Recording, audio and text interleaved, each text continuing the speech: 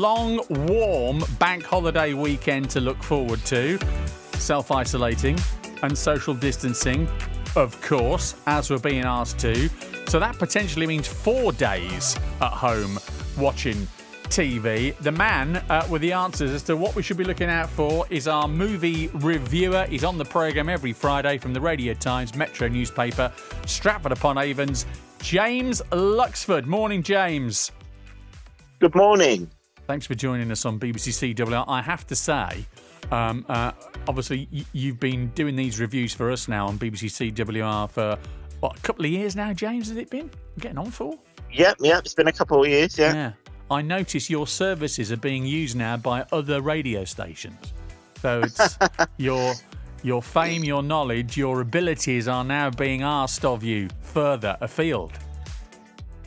I am, yes. So we're talking about sort of general classic movies on BBC CWR, which has been fun. And I suppose that's the advantage of being at home. You're sort of nowhere's too far to travel. Yeah, I suppose so. Good, but good to know that others are tapping into the knowledge that we've known you've got for a long time now. But we get you on every Friday to I don't know, just sort of look ahead for the bank holiday weekend at 3 movies that you think are must-watchable, certainly for us and for family viewing as well. So where do you want to start with first of all this week?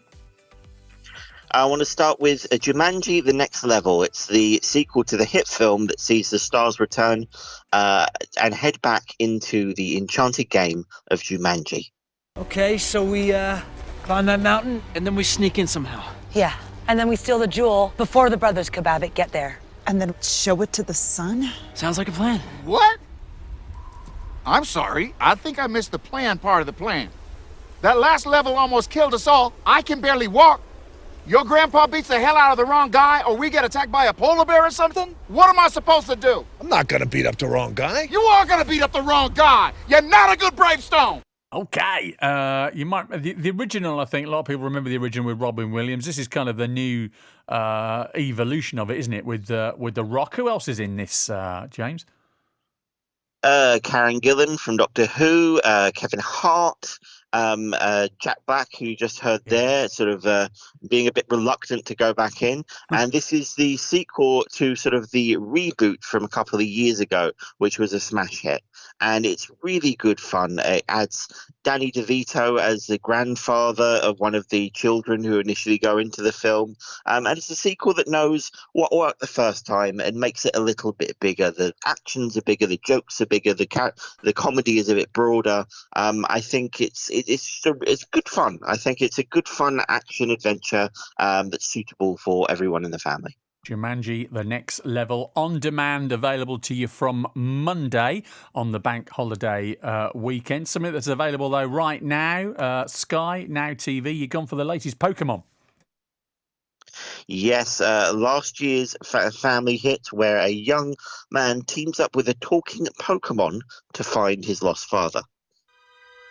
So there I was. I woke up with a heavy case of amnesia in the middle of nowhere. The only clue to my past is Harry's name and address inside this hat. So I made my way to the apartment, and that's when I found you and your stapler gun. Stop talking! You're a hallucination! You're a hallucination. So you're a talking Pikachu with no memories who's addicted to caffeine. I could stop whenever I want. These are just choices. Another round, extra shot, black as night. Thank you, sweetie.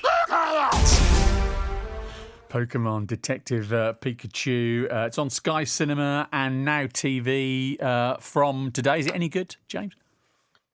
Yeah, I really enjoyed it. I think if you're not familiar with Pokemon, if you're not familiar with the whole world of that, you don't really have to be. Just think of it as sort of a modern Who Framed Roger Rabbit, humans living with these little Pokemon creatures, and the Pikachu in the clip there, voiced by Ryan Reynolds, who is absolutely hilarious. Yeah. Knows that it's playing for laughs and just really good fun. Ryan Reynolds is he's of his generation. He's one of the hot properties that's come through, isn't he, in the last 3 to 5 years? Okay, a documentary choice for the third choice this week, James.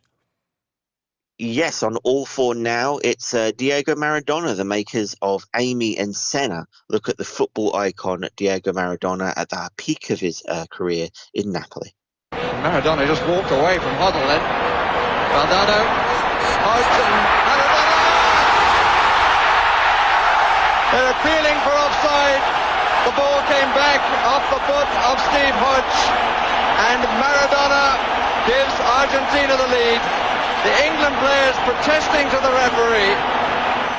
It was, of course, the Barry Davies commentary, the hand of God in that 1986 World Cup quarter-final when Argentina beat England 3-2. And as you said there, James, these are the people that made the Senna movie, which used the Senna film, I think, felt all the more authentic because it used the Portuguese, the Brazilian commentary, didn't it? It didn't tend to use the Murray Walker commentary. It used the Portuguese commentary to sort of tell the story of Senna's Formula One career. That felt a bit more authentic. Does this documentary manage to capture that as well?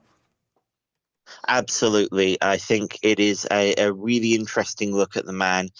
Pulls no punches. I think if you were going to do something that was just about the football, it would be inauthentic. It very much separates the genius of the player from the problems of the man. There's some wonderful footage there about what he meant to the people of Italy, really, to the point where in the World Cup, he divided a country. There were people who were loyal to Maradona and there are people who were loyal to Italy, which is incredible to think.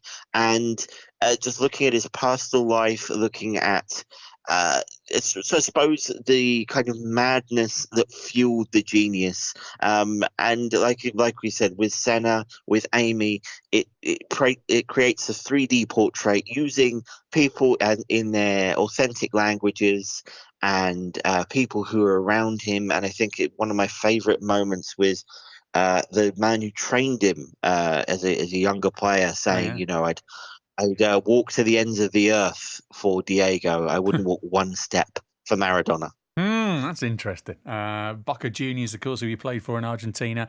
Napoli, who he took to the title in Italy's Serie A, and that division you talk about, James, the 1990 World Cup semi-final when Italy played Argentina in Italia 90, and that division of fans in Italy at the time. Diego Maradona is available on All 4's catch-up streaming service, free to air if you want to go and have a look at that. James, we normally get you back on a Monday, but you're giving us a pick for Bank Holiday Monday and Jumanji is the next level. So shall we speak again on Tuesday? Is that all right? Maybe you can peek ahead to the week ahead on Tuesday morning with us.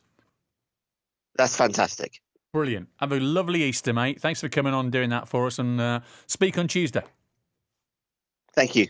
James Luxford with us this morning. Like I say, you can read his reviews, Radio Times, Metro newspaper and City AM online, and he's Stratford-upon-Avon, so he's ours. On BBC CWR, back with us on Tuesday to look ahead to a week of TV.